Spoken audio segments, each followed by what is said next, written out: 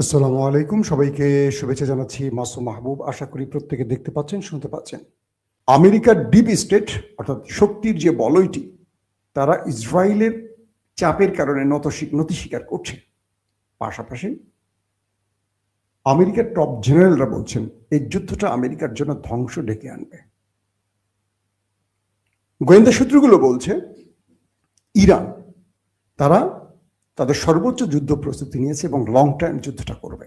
অর্থাৎ America short time যে বিজয়টা পাওয়ার জন্য তারা প্ল্যান করেছে যে তারা এয়ারক্রাফট ক্যারিয়ার থেকে অ্যাটাক করবে বা তারা যুদ্ধ বিমান থেকে অ্যাটাক করে কয়েকজন টার্গেটকে মেরে চলে যাবে, ইরান তার পাল্টা ব্যবস্থা নিয়েছে।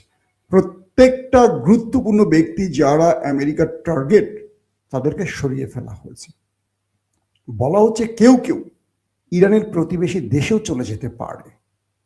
চলে গেছে কিনা কনফার্ম না, চলে যেতে পারে বলা হচ্ছে আলী খামেনি, তার পরিবার এবং তিনি তার দ্বিতীয় ব্যক্তি মানে তার স্থলাভিষিক্ত যাকে করেছেন তাকে সরিয়ে ফেলা হয়েছে অন্য স্থানে। অর্থাৎ খামেনির যদি কোনো কারণে কোনো দুর্ঘটনা ঘটে, দ্বিতীয় ব্যক্তি কে হবে, তার কিছু হলে তৃতীয় ব্যক্তি কি হবে, এই ধারাবাহিকতা রক্ষা করে সেখানে দায়িত্ব অর্পণ করা হয়েছে। এটা সে মিটিং মানে মার্কিন প্রেসিডেন্টের সে বৈঠক থেকে উঠে এসছে। তার মানে তারা বলছেন ইরানের প্রস্তুতিটা হলো তারা ছাড়বে না। এখন আমেরিকা কি লং টার্ম এই যুদ্ধটা করবে? ইতিমধ্যে আমেরিকার অর্থ ব্যবস্থা কিন্তু নাজুক। আমেরিকার ভেতরে বেকারত্বের সংখ্যা বাড়ছে। এই অবস্থায় আমেরিকা এই যুদ্ধ থেকে কি নেবে? ইরানের তেল গ্যাস বিজয় পেলে তো নেবে, যদি বিজয় না পায় তখন কি হবে?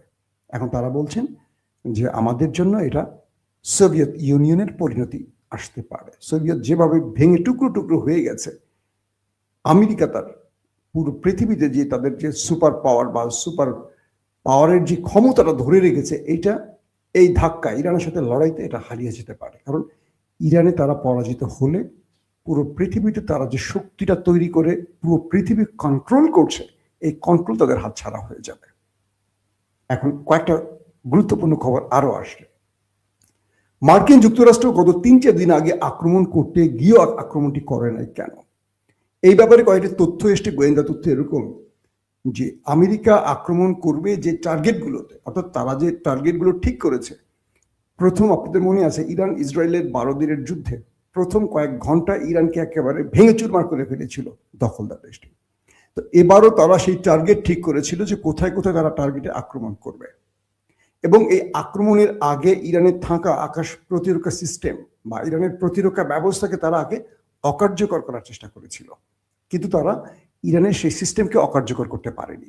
অর্থাৎ ইসরায়েল যে প্রথম আক্রমণটি করেছিল সেখানে তারা ইরানের ব্যবস্থাকে অকার্যকর করেছে, কিন্তু এবার ইরানের সেই সিস্টেমকে আমেরিকা অকার্যকর করতে পারেনি, যার কারণে শেষ পর্যন্ত আক্রমণটা তারা সফল হবে না ভেবে আর করেনি। কিন্তু এই মুহূর্তে যে বিষয়টি তৈরি হয়েছে, ইরান একটা লং টাইম যুদ্ধের জন্য প্রস্তুতি নিয়েছে এবং মার্কিন সেই জেনারেলরা বা সিআইএ প্রধানরা বলছেন যে আমাদের 40 থেকে 50 হাজার সেনা রয়েছে ইরানের আশপাশে। আমাদের এয়ারক্রাফট ক্যারিয়ার আব্রাহাম লিঙ্কনে 4.5 থেকে 5 হাজার সেনা বা তাদের পরিবার বা ক্রু রয়েছে। ইরান আক্রান্ত হলে এই জাহাজটি বা এই এয়ারক্রাফট ক্যারিয়ারটি আক্রান্ত হবে কনফার্ম। এদের নিরাপত্তা আমেরিকার প্রেসিডেন্ট আপনাকে দিতে হবে। এবং ইরানের আশপাশে মধ্যপ্রাচ্যে আমাদের যতগুলো ঘাঁটি আছে, 40-50 হাজার সেনা আমাদের সেখানে অবস্থান করছে। এরা কেউ কি বেঁচে ফিরতে পারবে? ইরান কি কাউকে ছাড় দেবে ইরান আক্রান্ত হলে? এই বিষয়ে আপনাকে কনফার্ম করতে হবে।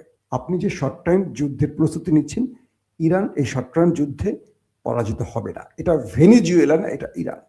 এদের ইতিহাস বল এরা পরাজিত মানে এরা শেষ পর্যন্ত লড়াই করে। আপনারা ইরানের যুদ্ধের কথা মনে আছে, 7-8 বছরের যুদ্ধটা চলেছে, আমেরিকার মদদে যুদ্ধটা হয়েছিল, কিন্তু সেই যুদ্ধে ইরান ছাড় দেয়নি। সাম্প্রতিক সময় আমরা যা দেখেছি যে ইসরায়েল এবং ইরানের যে 12 দিনের লড়াই, শেষ পর্যন্ত ইসরায়েলকে যুদ্ধবিরতির প্রস্তাব আনতে হয়েছে ট্রাম্পের মাধ্যমে। ইরান কিন্তু বিরতি চায়নি, ইরান অ্যাটাক করে গেছে।